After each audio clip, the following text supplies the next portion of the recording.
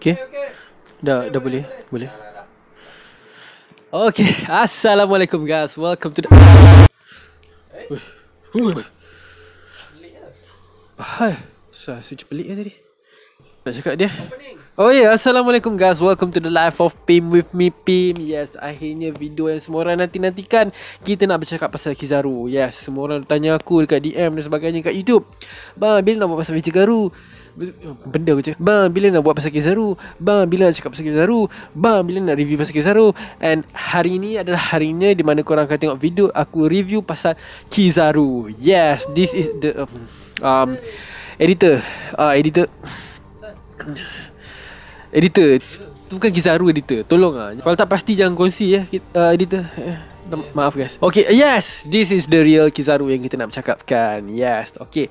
So macam biasa, kita akan guna konsep sama macam mana kita review tentang Akainu dan juga Admiral Kuzan, iaitu gang dia sebelum ni. Iaitu kita akan cakap pasal personality dia.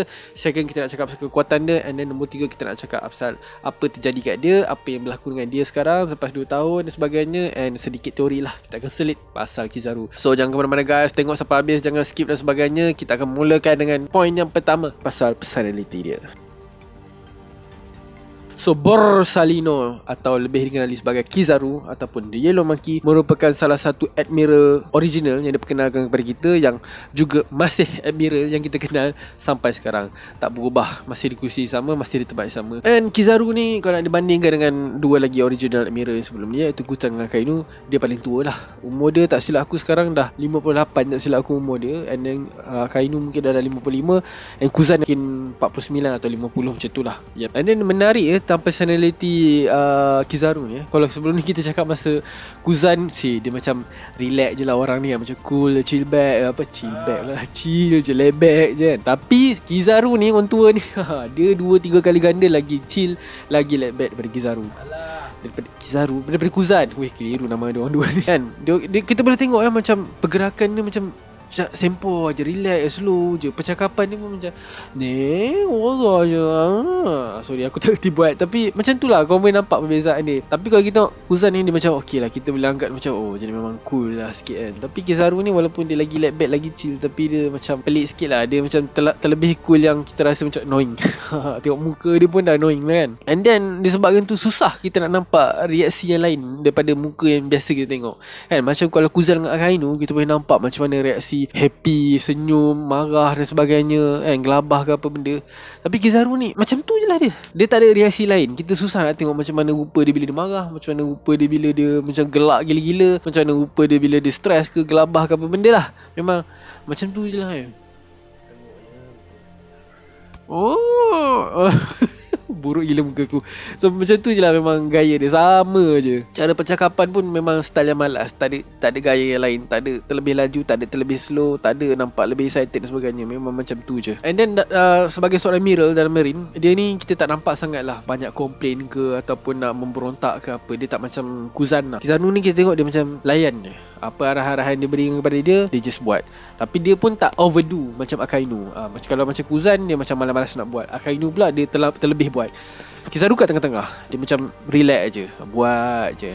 And then of course lah, macam Admiral yang lain, of course Oda ada bagi diorang punya each own justice tersendiri lah kan. Macam kita tahu Kuzan punya justice pegangan dia, Akainu pun kita tahu. So dalam SBS volume 64, benda yang sama Oda bagi untuk Kizaru, iaitu dia punya pegangan justice adalah uncertain justice. Maksudnya uncertain, tak pasti. So dari situ kita boleh nampak yang dia ni tengah-tengah lah, boleh katakan tengah-tengah lah. Tak terlebih pada moral justice, tak terlebih pada absolute justice.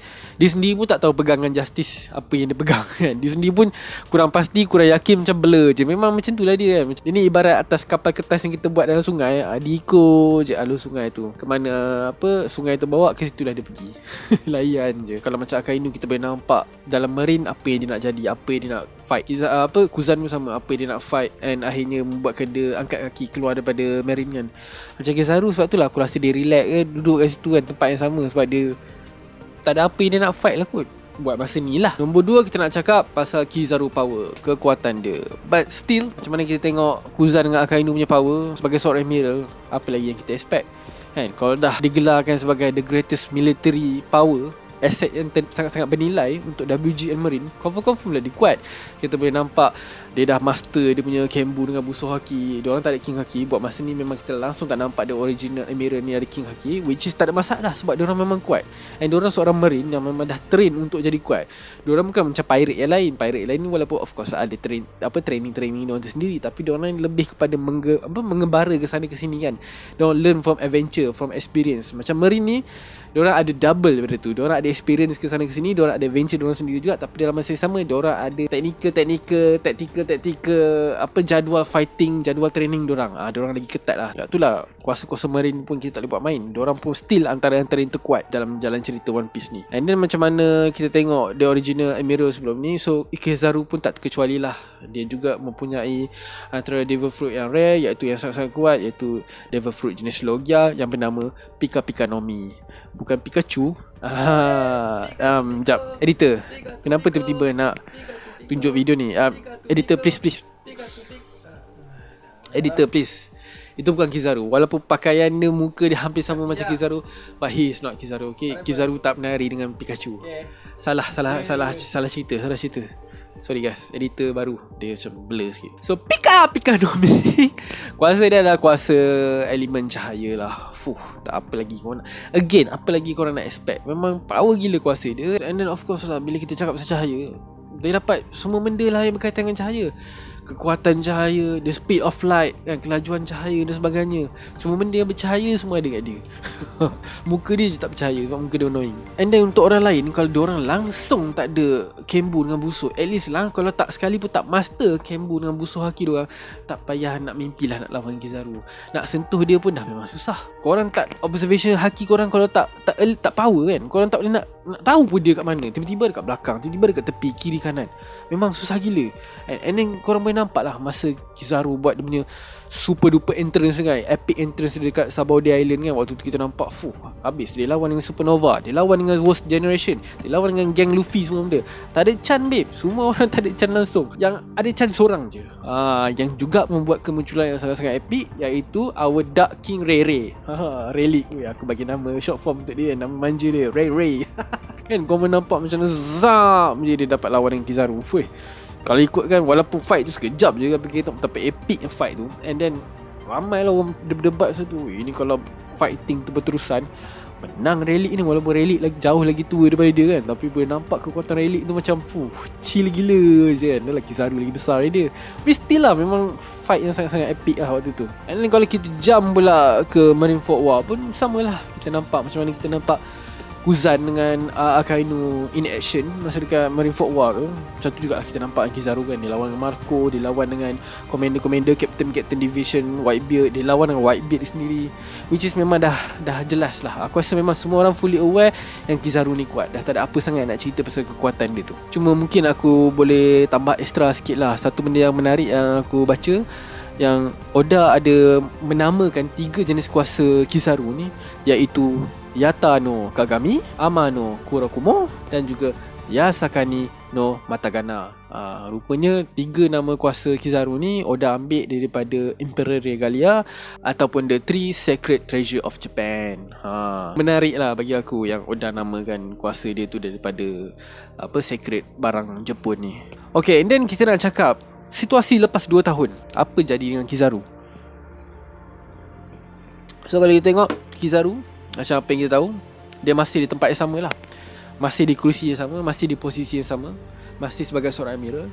Sedangkan di mana kiri dan kanan dia, member lama dia original Akainu dah pun naik pangkat jadi fleet admiral, boss dia. And then kawan dia lagi sebelah ni, si Kuzan, dah pun quit, angkat kaki, keluar daripada marine. And masing-masing dah ada mission dia sendiri lah. So ini membuatkan semua orang tertanya-tanya lah, apa plan Oda sebenarnya, apa percaturan Oda untuk Kizaru. Sebab kita tahu, based on personality dengan kekuatan dia tadi, Kizaru ni bukan seorang yang biasa-biasa. Dia kuat. Dia bukan admiral yang orang rasa macam paling lemah ke apa. Dia still admiral yang sangat-sangat menarik, yang orang rasa macam masih misteri. Sebab okey lah, macam kita tahu kita dah tahu pegangan Akainu kan. So kita dah tahu apa dia nak. So dia nak jadi Fleet Admiral, and dia dah jadi Fleet Admiral, and dia tengah kuasakan dia punya pegangan tu. Sama macam Kuzan, dia tak puas hati dengan WG, dia tak puas hati dengan Marine. So dia angkat kaki. Lepas dia kalah dengan Akainu kan, dia angkat kaki, and dia teruskan dengan pegang konsep dia sendiri. Walaupun kita tahu agak pelik jugalah kenapa tiba-tiba dia nak join Blackbird, tapi dia, maksudnya dia ada mission dia sendiri. So Kizaru pula apa mission dia? Kita tak nampak dia buat apa-apa pun. Dia just macam relax, ikut arahan bla bla bla macam tu je. Kita tak nampak di sebalik dia tu apa yang dia nak sebenarnya. Terlalu misteri. Disebabkan itulah, dari situ keluarnya pelbagai teori tentang Kizaru ni. Alamak, macam-macam kan. Kalau kita tengok dekat Telegram, WhatsApp, Facebook, Reddit, mana-mana platform yang tempat orang bercerita, tempat fan-fan One Piece berkumpul, YouTube, antara yang paling famous lah, semua duk cakap teori pasal yang Kizaru rupanya adalah the mysterious Vegapunk. Ahli saintis terkemuka world government and marine. Aduh, spoil. Editor Itu bukan Vegapunk. Kita masih tak tahu macam mana rupa Vegapunk. Itu cerita lain, itu cerita Bleach. Please focus.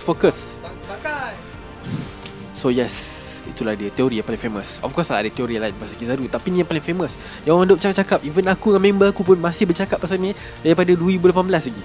Kita orang boleh check history WhatsApp kita orang. Daripada 2018 kita orang nak cerita pasal ni.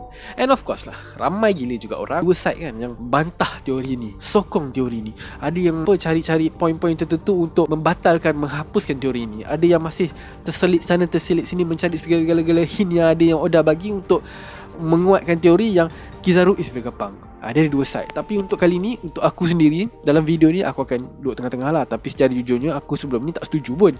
Bukanlah aku tak setuju semata-mata sebab teori tu, tapi aku just lebih prefer yang Kizaru is Kizaru, Vegapunk.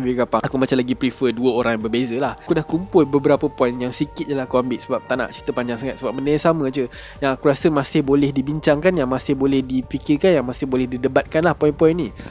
So jom, first kali kita nak cakap pasal lukisan yang Oda lukis. Okay, so, umum tahu yang Oda